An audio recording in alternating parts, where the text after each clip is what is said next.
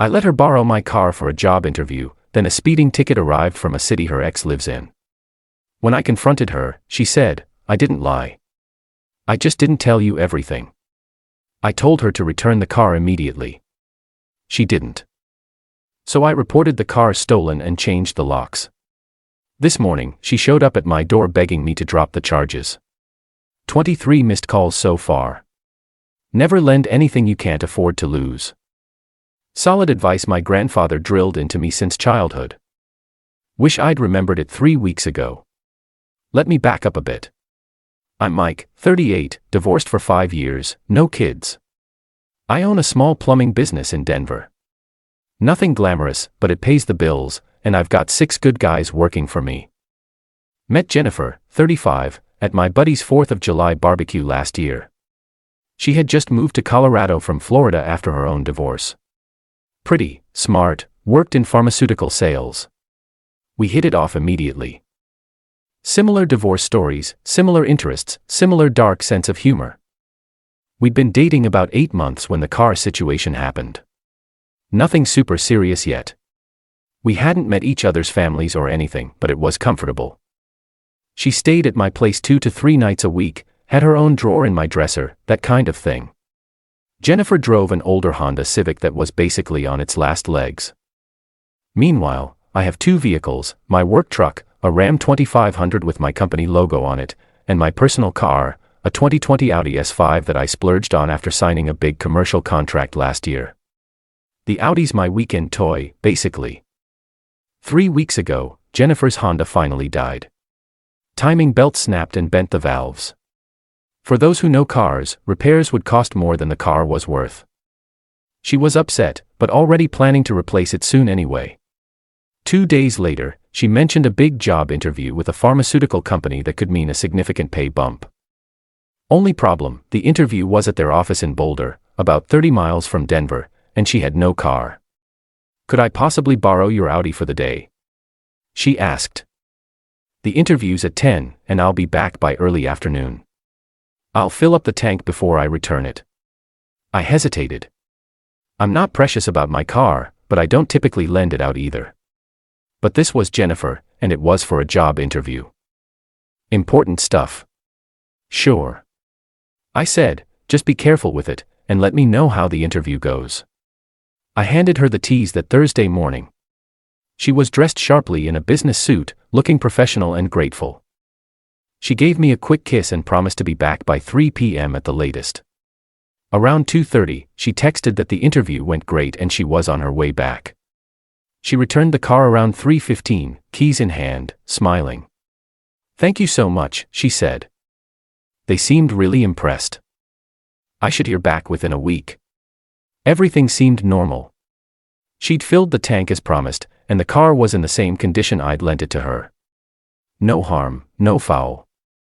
Until a week later when I received an envelope from the Colorado Department of Transportation. Inside was a speeding ticket from one of those automated cameras. Apparently, the Audi had been caught going 58 in a 45 zone on the day Jennifer had borrowed it. The weird thing. The ticket wasn't from Boulder. It was from Fort Collins, a city about 65 miles north of Denver, in the complete opposite direction from Boulder. The time stamp showed 12:47 p.m., right when Jennifer should have been in her interview. I knew Fort Collins was where her ex-husband had moved after their divorce.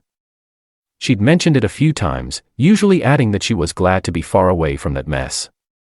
I texted her a photo of the ticket. "Any explanation for this?" Her response came quickly. "Oh, crap. I can pay that. So sorry." No explanation. I called her. "Jennifer, this ticket is from Fort Collins. Your interview was in Boulder. Those are in opposite directions." Silence for a moment. "Then can we talk about this in person? I'm heading to your place now."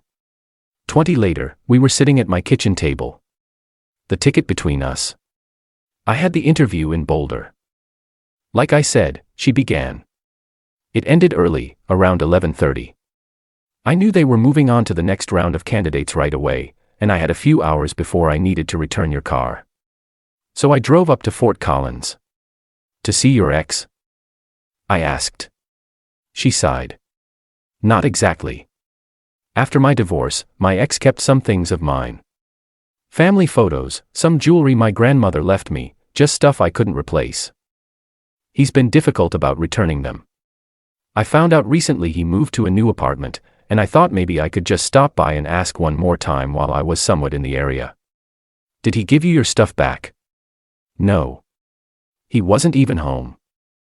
I just wasted the trip and got a speeding ticket for my trouble. Something felt off, but I couldn't quite put my finger on it. Why didn't you just tell me this in the first place? She shrugged. I didn't want you to think I was still hung up on my ex or that I abused your trust by taking your car somewhere else. I didn't lie about the interview. That absolutely happened. I just didn't tell you everything. I sat with that for a minute. You didn't lie. You just didn't tell me everything. Exactly. She said, seeming relieved. I'm really sorry about the ticket. I'll pay it, of course. I nodded, still uncomfortable, but willing to let it go. Everyone has complicated ex situations. Maybe she really was just trying to get her family photos back. The next day at work, something still bothered me. I pulled up the ticket again and looked at the exact location of the violation, Timberline Road. Out of curiosity, I plugged it into Google Maps. The camera had caught her just 2 blocks from an apartment complex called Timberline Apartments. On a hunch, I searched property records for her ex-husband's name. Sure enough, he had a unit at Timberline Apartments. She hadn't been randomly driving through Fort Collins. She'd been right at her ex's place. That night, I asked her about it. You said your ex wasn't home when you went to Fort Collins. That's right, she said, not looking up from her phone. The speeding camera caught you 2 blocks from his apartment complex. Now she looked up. You researched where my ex lives? The ticket showed the intersection. I was curious. Her expression hardened. What? You don't trust me now? I'm just trying to understand why you're not being completely honest with me. Did you see your ex that day? She stared at me for a long moment, then sighed. Fine. Yes. I saw him. We had lunch. I've been trying to get my stuff back like I told you. I thought meeting on neutral ground might help. It didn't. Happy now? I wasn't happy, but I appreciated the honesty. Why not just tell me that from the beginning? Because I knew how it would sound. Hey, can I borrow your car for a job interview? And oh, by the way, I might also use it to go see my ex-husband. Would you have been okay with that? I don't know. I admitted, but I definitely would have preferred that to finding out like this. She seemed to soften. You're right. I'm sorry. It was a one-time thing, and it won't happen again. I wanted to believe her, but something still felt off. The next day, I called the pharmaceutical company in Boulder where she supposedly had her interview. The receptionist confirmed they had no record of a Jennifer Mitchell interviewing the previous Thursday. That night, I confronted her again. This time, her story changed completely. Okay. There was no interview, she admitted. I needed to see my ex because he's been harassing me about money he claims I owe him from the divorce settlement. I didn't want to tell you because it's embarrassing. I'm sorry I lied, but I didn't think you'd let me borrow your car to go see my ex. You're right. I said, my patience wearing thin. I wouldn't have because apparently I can't trust you to be honest with me. I didn't lie about the important stuff. You lied about why you needed my car in the first place. We argued for nearly an hour before she finally left. Both of us needing space to cool down. 2 days later, on Saturday morning, Jennifer texted me. Can I borrow your car again today? My friend Melissa needs help moving, and she's counting on me. I'll be completely honest this time, just helping a friend move some boxes. I'll have it back by 6. Despite my better judgment, I agreed with clear conditions. Be back by 6 p.m. sharp, no detours, and I need it for a client meeting tomorrow morning, so it has to be here. Thank you. I'll be super careful and have it back by 6, promise. I handed her the keys at 10 a.m. 6 o'clock came and went. No, Jennifer. No car. I texted her at 6:15. Where are you? You were supposed to be back by 6. No response. 7 p.m., I called straight to voicemail. 8:30 p.m., I called again. Still voicemail. I texted Melissa, whom I'd met a couple of times. Hey. Is Jennifer still with you?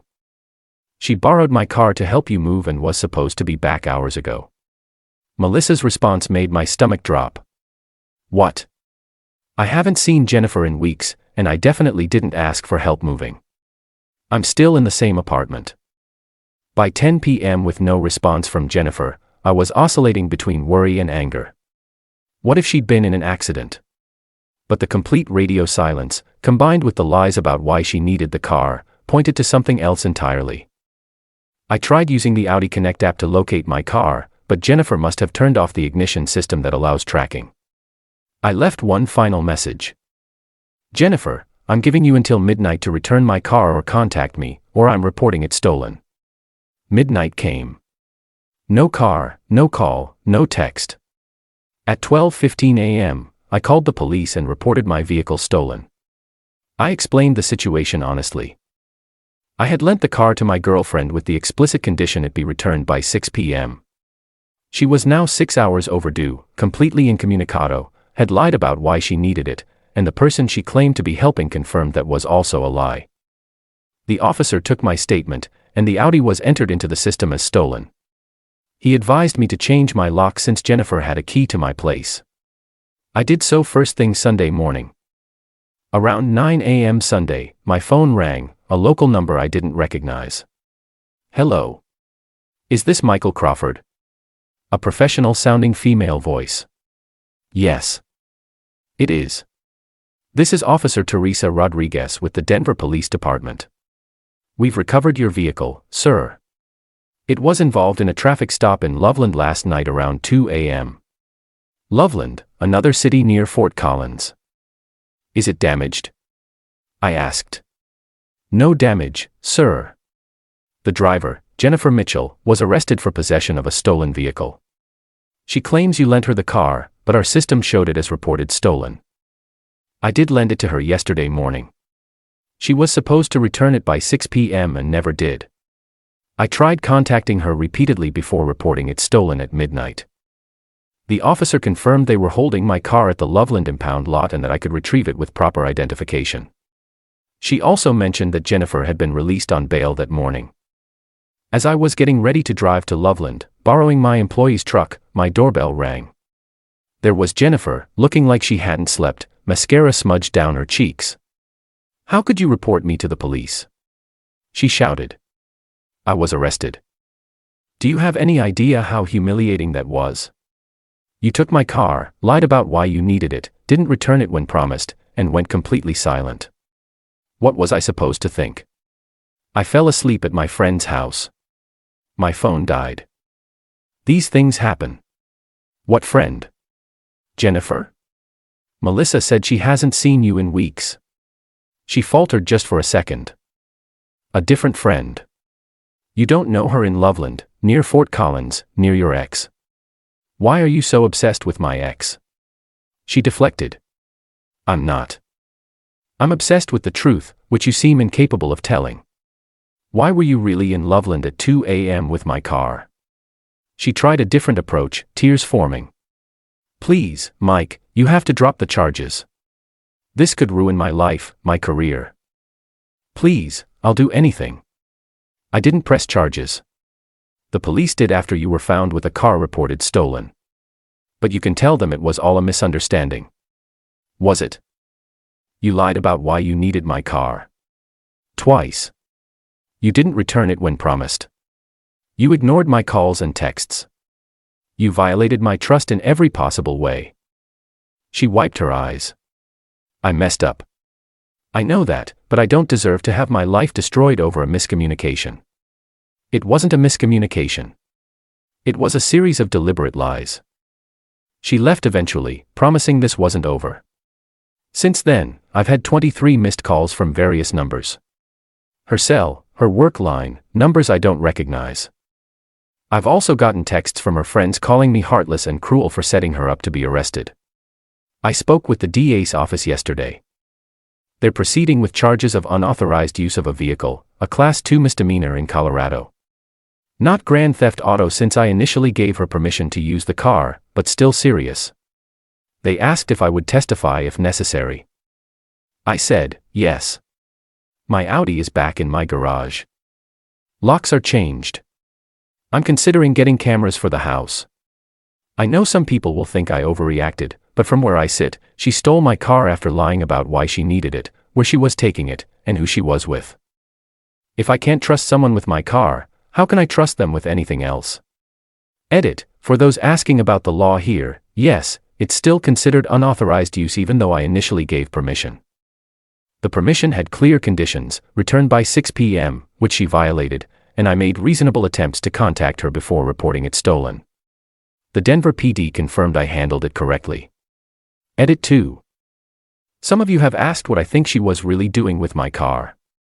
Based on what I've pieced together in some mutual friends, it seems her ex is trying to get back together with her, and she's been going back and forth between Denver and Fort Collins pretty regularly. Why she couldn't just tell me that?